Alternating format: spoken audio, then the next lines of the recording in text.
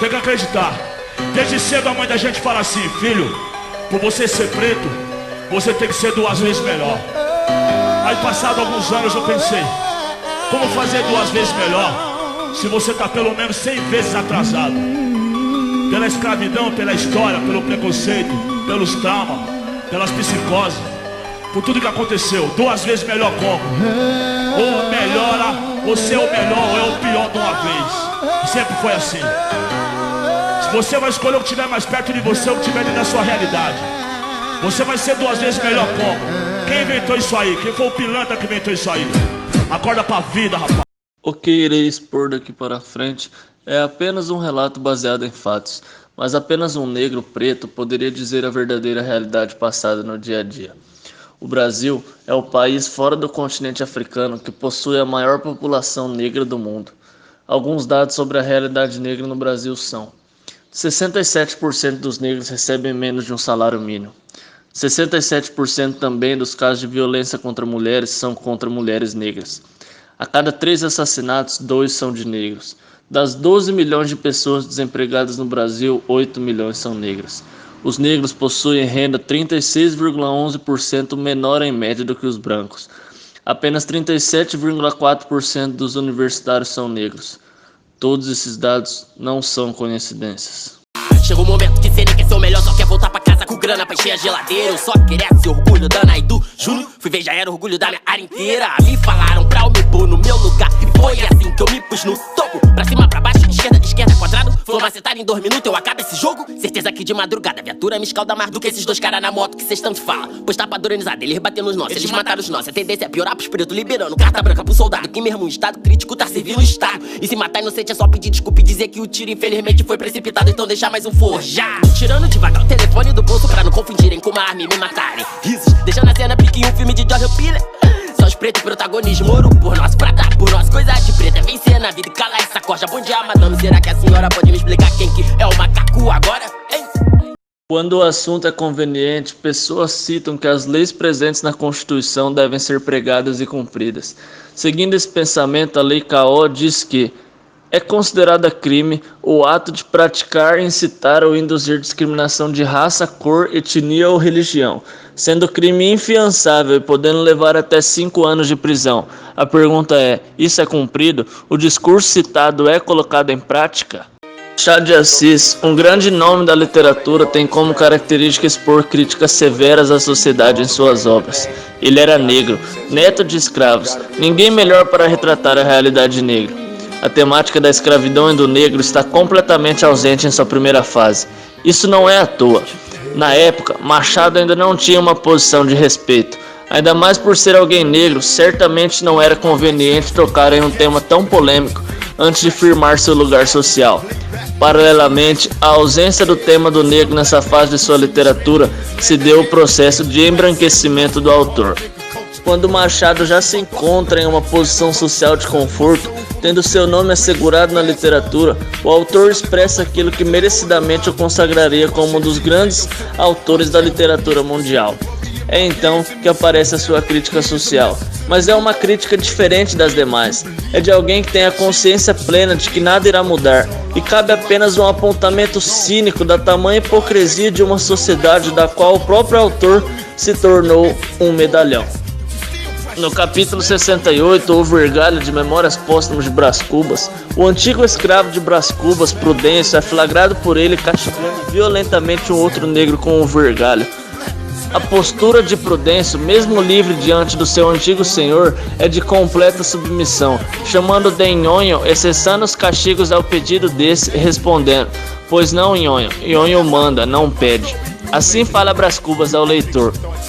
Era um modo que o Prudêncio tinha de se desfazer das pancadas recebidas, transmitindo-os a outro.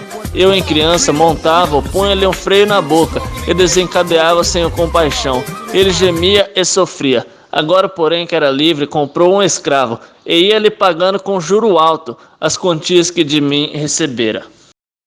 Esse trecho de Memórias Póstumas aborda a questão ainda antes da abolição, O trecho seguinte é uma crônica publicada poucos dias após a promulgação da Lei Áurea, na coluna que Machado de Assis redigiu denominada Bons Dias. Na crônica Abolição e Liberdade, o autor aponta de forma bastante sarcástica a abolição da escravidão no país, em que os negros foram libertos para permanecer na mesma condição de exploração e miséria que antes.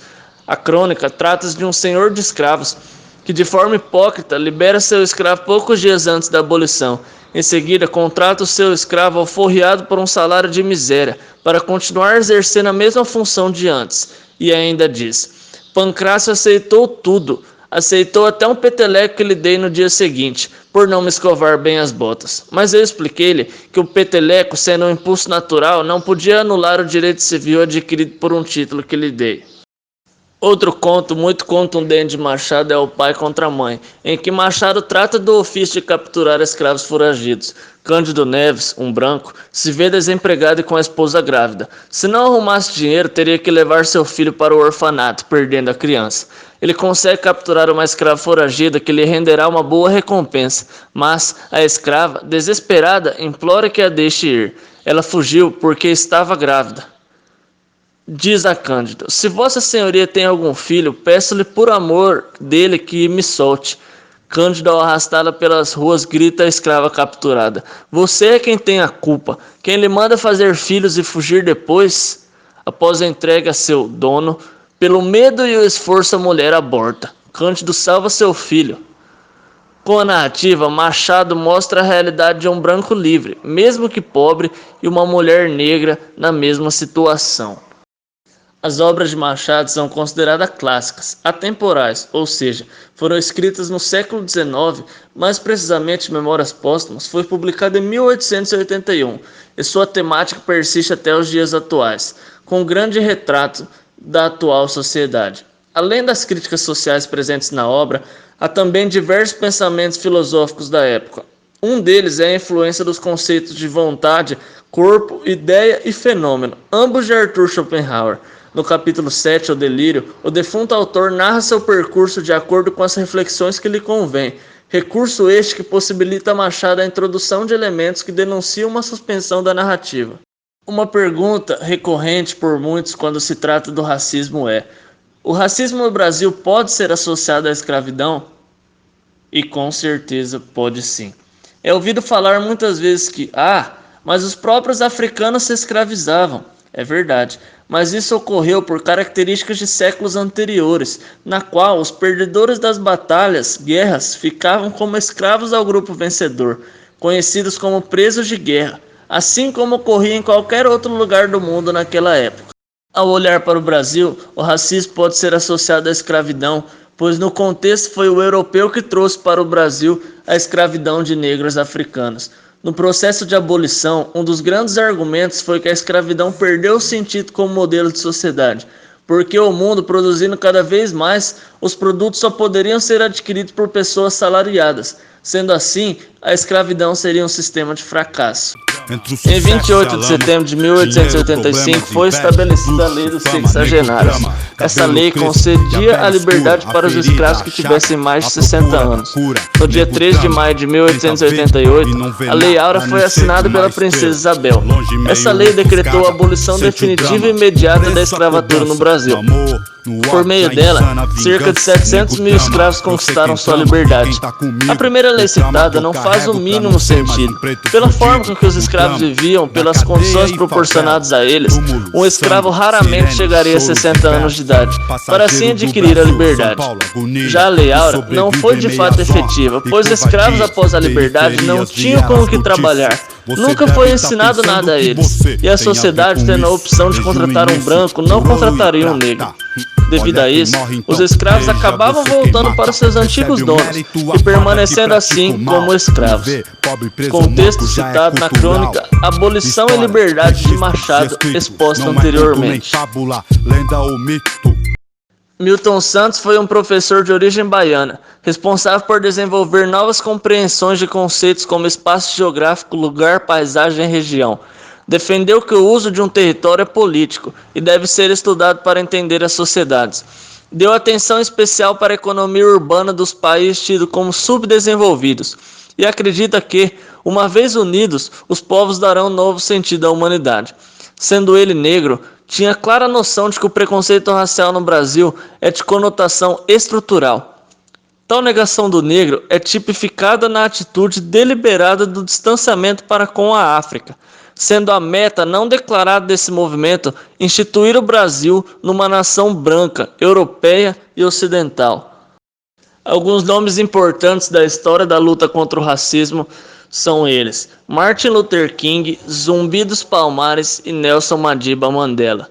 Zumbi dos Palmares foi um dos principais representantes da resistência negra à escravidão na época do Brasil colonial. Foi líder do Quilombo dos Palmares, comunidade livre formada por escravos fugitivos da fazenda.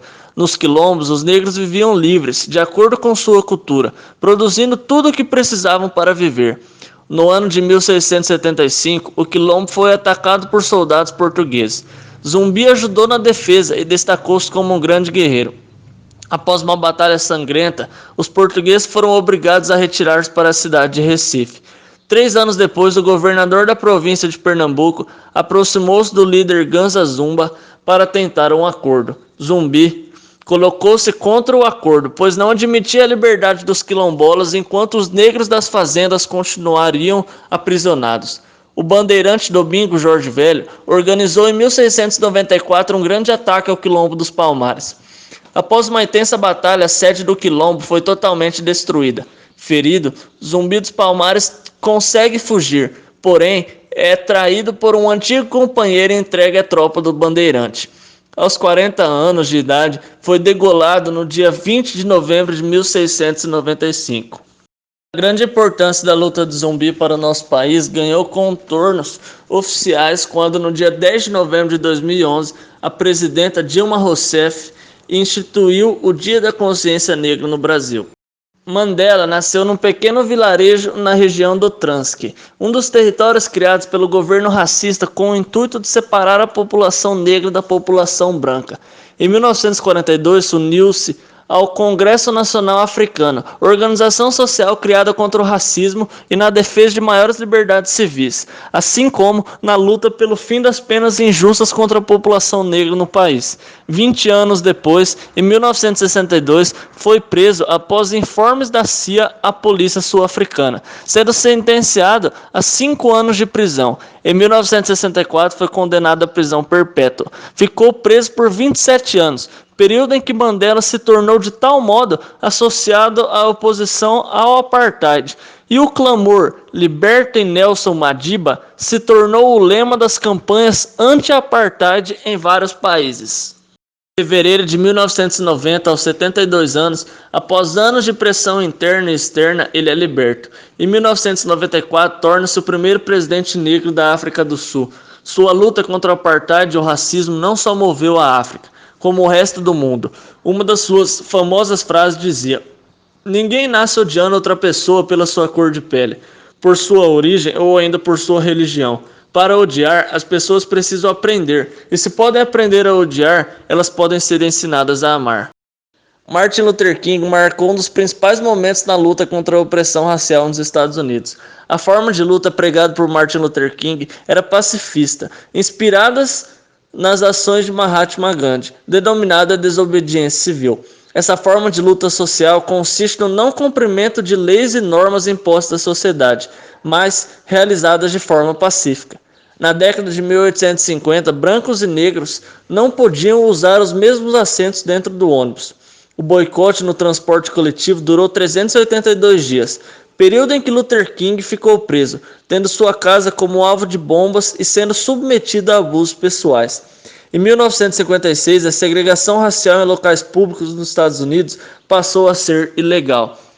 Ele apoiou inúmeras greves e lutas estudantis entre 1957 e 1968. Foi preso mais de 20 vezes, escreveu 5 livros e inúmeros artigos. As ações lideradas por Luther King resultaram ainda no direito de voto aos negros do Alabama.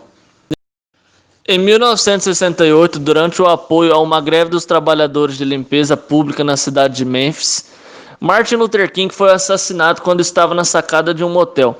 Apesar das vitórias alcançadas, o assassinato de Luther King demonstrou que havia ainda muito caminho a trilhar na luta pela igualdade social entre brancos e negros nos Estados Unidos e no mundo.